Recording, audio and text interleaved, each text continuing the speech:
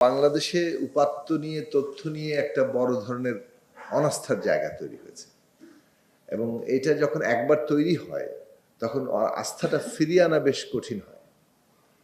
তো আমরা নিজেরাও এই অনাস্থা তৈরির জন্য কাজ করেছি, বিকজ আমরা যখন ফ্যাসিবাদের বিরুদ্ধে লড়াই করেছি তখন আমরা এই সরকারের উপাত্তগুলো তথ্যগুলোকে চ্যালেঞ্জ করেছি।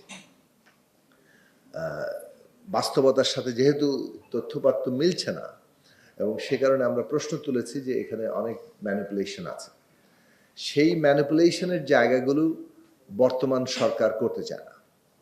স্পষ্টভাবেই মানে এই সরকার ডেটার দিক থেকে, ইনফরমেশনের দিক থেকে ট্রান্সপারেন্ট হতে চায়, পরিষ্কার নীতি।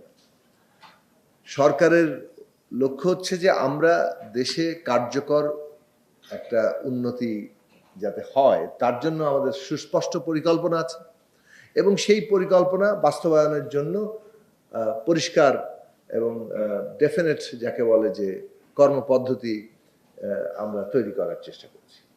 কাজে আমরা সেখানে কতটুকু এগোলাম এটা আমাদের পরিমাপটাও ঠিকঠাক মতো করতে হবে। সময়ের সাথে সাথে দেখা দেয় নিত্য নতুন প্রয়োজন। রেডি থাকতে হয় প্রতি মুহূর্ত। তাই এলো ইনোভার, যেন আপনি লাইফে থাকেন রেডি প্রতিদিন। Innova, designed for now. দারিদ্র্যের হার কত আসলে অ্যাকচুয়ালি, কত মানুষ দারিদ্র্য সীমার নিচে আছে, কত মানুষ মানে দারিদ্র্য রেখার মধ্যে আছে, কত মানুষ তার উপরে উঠেছেন, এটার যদি হিসেব আমরা যদি এখনকার তথ্য অনুযায়ী ধরি তাহলে আমরা যেভাবে আমাদের কর্মকাণ্ড, আমাদের তৎপরতার ফলে 1 বছর 2 বছর 3 বছর পরে আমরা যে হিসেব পাবো, দেখা যাচ্ছে যে অনেকেই এই তথ্যকে চ্যালেঞ্জ করছে।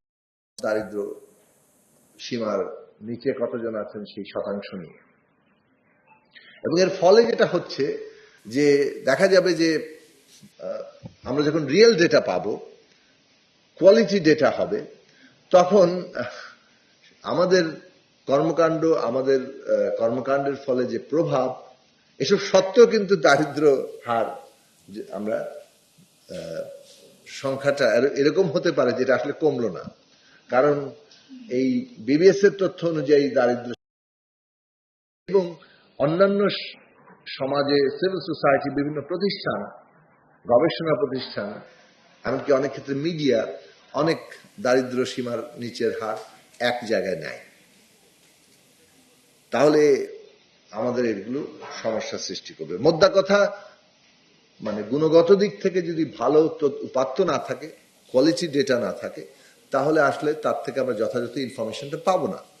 এবং সে কারণেই আমাদের যে পুরো পরিকল্পনা, বাংলাদেশকে নতুন একটা যাত্রায় আমরা যে নিয়ে যাওয়ার পরিকল্পনা করেছি, যেটা আমাদের শহীদের রক্তের ঋণ, সেই জায়গা থেকে আমরা এই পরিবর্তনগুলো আসলে ঠিকঠাক মতো অ্যাসেস করা, সেটাও আমাদের জন্য সমস্যা হবে। ফলে সরকার সর্বতভাবে চেষ্টা করছে সব দিক থেকে যতটা বেশি ওপেন করা যায় এবং যত ট্রান্সপারেন্সি আনা যায় এবং আমরা উপাত্ত যত যথার্থভাবে কালেক্ট করতে পারি এবং তার ভিত্তিতে প্রপার অ্যানালিসিস হয়।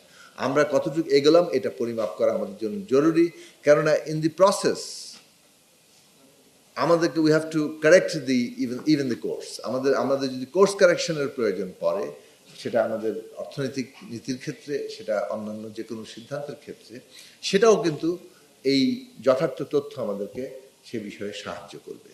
সো মোদ্দা কথা হচ্ছে এই গভর্নমেন্ট একটা সিনসিয়ারিটি নিয়ে, আন্তরিকতার সাথে বাংলাদেশকে এবং এই দেশের মানুষের যে সংগ্রাম, তার আত্মত্যাগ, তার ভিত্তিতে যে তার আকাঙ্ক্ষা তৈরি হচ্ছে, তাকে পূর্ণভাবে ধারণ করে এই বাংলাদেশকে এগিয়ে নিয়ে যাওয়ার ক্ষেত্রে কাজ করতে চাইছে।